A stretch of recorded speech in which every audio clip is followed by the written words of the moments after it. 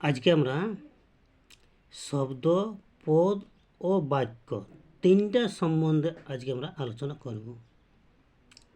তাই এখানে প্রথমে আসছে শব্দটা। তো শব্দটা সম্বন্ধে কি বলছে বলা আছে, মানুষ মনের ভাব প্রকাশ করে বিভিন্ন শব্দকে পাশাপাশি বসিয়ে, কিন্তু কতগুলো বর্ণকে পাশাপাশি বসালে শব্দ তৈরি হয় না। সেখানে হয়তো বর্ণ বসালে শব্দ তৈরি হয় না। এক বা একাধিক বর্ণ পাশাপাশি বসে যখন একটি সঠিক অর্থ প্রকাশ করে তখন তাকেই শব্দ বলা হয়। যেটি সঠিক একটি হচ্ছে সেটাকে নিয়ে কিন্তু শব্দ বলা হয়। অর্থাৎ কতগুলি বর্ণ পরপর বসে যখন একটি অর্থ বা মনের ভাব সম্পূর্ণরূপে প্রকাশ করে তখন তাকেই শব্দ বলে। যেমন দেখুন এখানে আছে আম। আম একটা কিন্তু একটা শব্দ।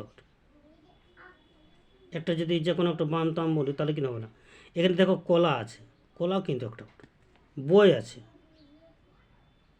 ব প্লাস ও প্লাস সরষে, এটা হলো শব্দ সম্বন্ধে। এবারে যেটা এখানে একটা পদ আসছে, পদটার তাহলে পদটা সম্বন্ধে একটু জানতো।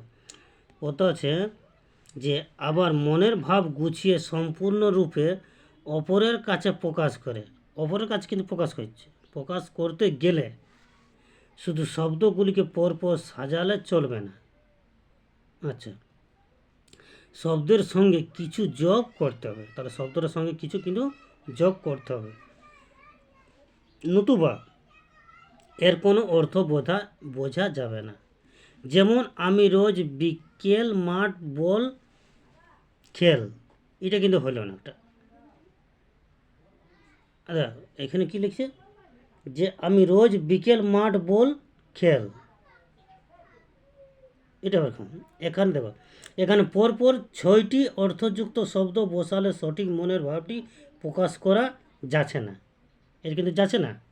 কিন্তু যদি আমরা শব্দগুলিকে নিম্নোক্তভাবে লিখি তাহলে অর্থ খুঁজে পাওয়া যাবে। যেমন রোজ, আমি রোজ বিকেলে, বিকেল প্লাস এজ, মাঠে অর্থাৎ মাঠ প্লাস এ, বল খেলি, এটা কেমন একটা শব্দ এসছে। আমি রোজ বিকেলে মাঠে বল খেলি, তাহলে এটা একটা শব্দ হয়েছে ভালো, বল খেলি। এখানে এই যোগ করার পর একটা সম্পূর্ণ অর্থ পাওয়া গেল। এইকে বিভক্ত বলে। শব্দের সাথে বিভক্ত যোগ করলে শব্দ পদে পরিণত হয়। অর্থাৎ বাক্য ব্যবহৃত বিভক্তযুক্ত শব্দকে পদ বলে, যেখানে বিভক্তি থাকে না, যেখানে অবিভক্তি আছে ধরে নিতে হয়।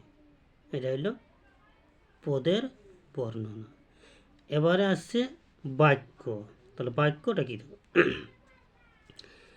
আমরা যদি বলি ফুল সুন্দর নানা রঙের ফুটেছে বাগানে, এটা কিন্তু একটা বাক্য হচ্ছে না। তাহলে কি কথাগুলির সঠিক অর্থ পাওয়া যাবে? না, পাওয়া যাবে না। কিন্তু যদি বলা হয় বাগানে নানা রঙের সুন্দর ফুল ফুটেছে, এটা কত সুন্দর আসছে। তাহলে কথাগুলির সঠিক অর্থ পাওয়া সম্ভব হবে। অর্থযুক্ত শব্দ পরপর সাজিয়ে মনের ভাব সম্পূর্ণরূপে প্রকাশ পেলে একটি বাক্য গড়ে ওঠে। যখন একটা শব্দ সম্পূর্ণভাবে সাজানো হয় বা এটা ফুটে উঠছে, সেটাই কিন্তু একটা বাক্য হয়। এরপরে আছে অর্থাৎ কিছু একটু উদাহরণ দিচ্ছে। কতগুলি পদ পরপর বসে যখন মনের ভাব বা অর্থ প্রকাশ করে তখন তাকে বাক্য বলে। যেমন বাঘ আছে আম বনে, এটা কত সুন্দর বাক্য আছে। বাঘ আছে আম বনে, এটাকে আবার যদি ইয়াভাবে বলে দিলে তো আম বনে আছো বাঘ, তাহলে এটা কিন্তু একটা বাক্য আছে না। যেমন এটা দেখো, কলকাতা খুব বড় শহর, এটা কত সুন্দর বাক্য। তাই এইটাকে কিন্তু একটা বাক্য, তাই কি বাক্য বলা হয়।